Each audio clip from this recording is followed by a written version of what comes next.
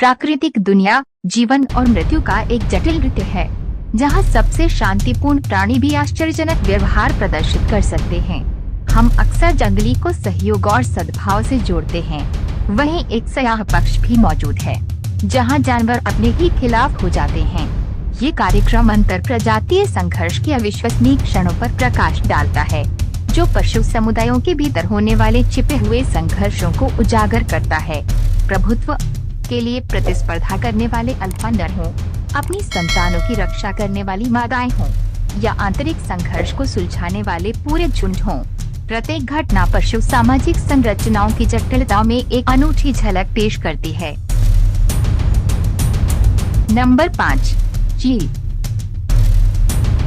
प्रकृति की कठोर दुनिया में जीवित रहना एक निरंतर संघर्ष है। ये विशेष रूप से युवा जानवरों के लिए सच है, जिन्हें सीमित संसाधनों के लिए अपने भाई बहनों के साथ प्रतिस्पर्धा करनी पड़ती है। जंगल की जमीन से ऊपर एक घोंसले में 2 चील भाई एक घातक झगड़े में फंसे हुए हैं। बड़ा चूजा अपने छोटे भाई बहन से 3 दिन पहले पैदा हुआ। अपने अस्तित्व को सुनिश्चित करने की मौलिक प्रवृत्ति से प्रेरित होता है। वह अपने भाई को एक खतरे के रूप में देखता है, उस भोजन के लिए एक प्रतिस्पर्धी के रूप में, जिसे उनके माता पिता घोंसले में वापस लाते हैं। उनकी नजर में केवल एक ही जीवित हो सकता है। माता पिता अपनी दोनों संतानों के भरण पोषण के लिए शिकार के कार्य के बोझ तले दबे हुए हैं। संघर्ष में हस्तक्षेप करने में असमर्थ हैं। वे केवल असहाय होकर देख सकते हैं।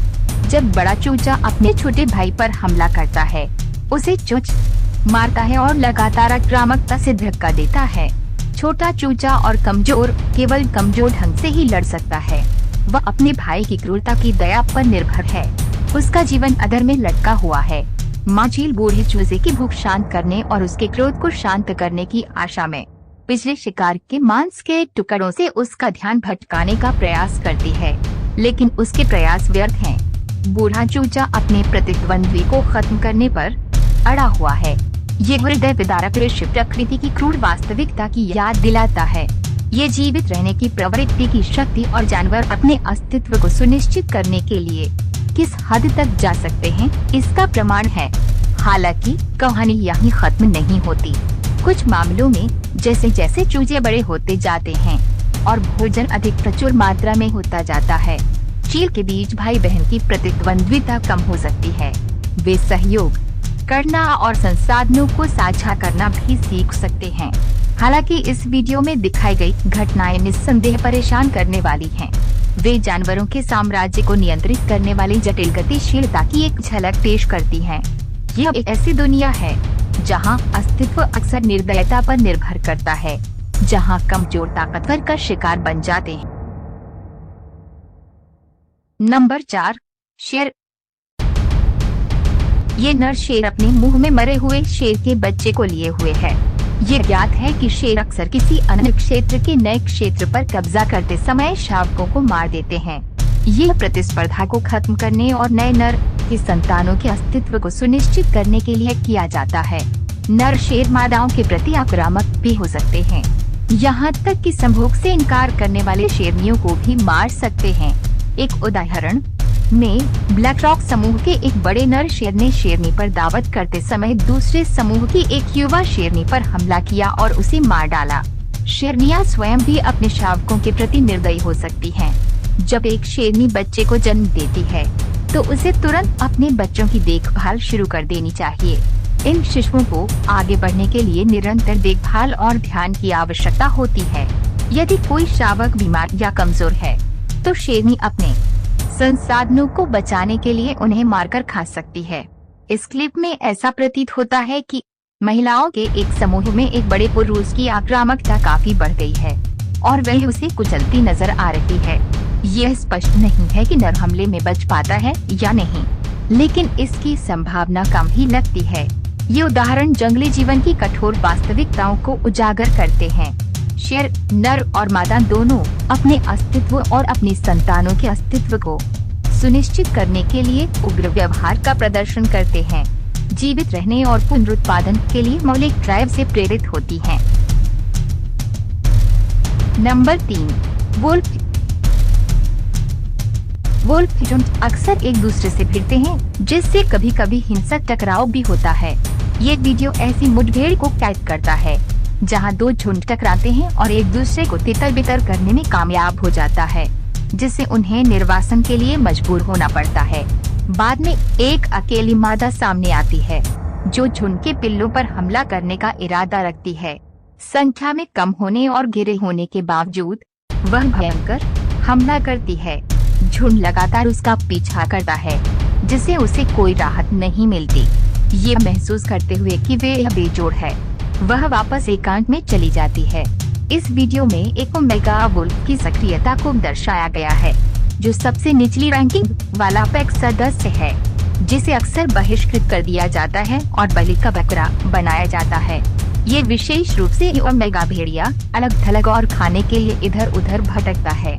झुंड द्वारा लगातार परेशान किया जाता है, जो स्पष्ट रूप से उनके प्रभुत्व का प्रदर्शन करता है और उनके पदानुक्रम को लागू करता है। कठोर और क्रूर होते हुए भी ये व्यवहार वुल्फ पैक गतिशीलता का एक स्वाभाविक पहलू है। अल्फा नर प्रभुत्व के प्रदर्शन के माध्यम से अपने नेतृत्व का दावा करता है, जो सामाजिक व्यवस्था बनाए रखने और झुंड को नियंत्रण में रखने के लिए महत्वपूर्ण है। ये पैक के भीतर संचार और सहयोग सुनिश्चित करता है। नंबर 2, ध्रुवीय भालू। ये वीडियो प्रकृति के एक परेशान करने वाले लेकिन महत्वपूर्ण पहलू को दर्शाता है।